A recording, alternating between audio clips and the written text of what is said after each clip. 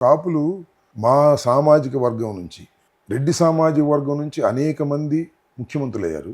కమ్మ సామాజిక వర్గం నుంచి ఇద్దరు ముఖ్యమంత్రులు, ముగ్గురు ముఖ్యమంత్రులు అయ్యారు. వీళ్ళందరికన్నా చాలా స్ట్రెంగ్త్ ఉన్నటువంటి కమ్యూనిటీ కదా. మరి ముఖ్యంగా ఆంధ్ర రాష్ట్రం విడిపోయిన తర్వాత మరి ఈ కాపులు ముఖ్యమంత్రి కావాలని కోరుకోవడంలో తప్పే ఉంది. అయితే నాదేంటంటే, నా అభిప్రాయం ఏంటంటే, కాపులందరం కోరుకుంటున్నాం.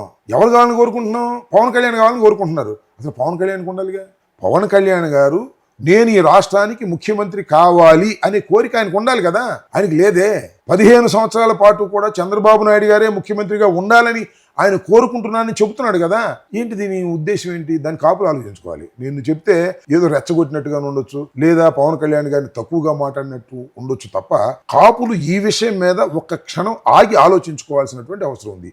ఓ కాపు సోదరులారా, కాపు ముఖ్యమంత్రి కావాలని కోరుకోవటంలో మీది 100కి 100 పాళ్ళు ధర్మమైన, న్యాయమైన కోరిక. కానీ పవన్ కళ్యాణ్ గారు ముఖ్యమంత్రి కావాలని కోరుకుంటున్నారు కాబట్టి అసలు పవన్ కళ్యాణ్ గారికి ఆ కోరిక లేనప్పుడు మీ కోరిక ఎలా నెరవేరుతుందో ఒక్క నిమిషం ఆగి ఆలోచించుకోండి నా కోరిక.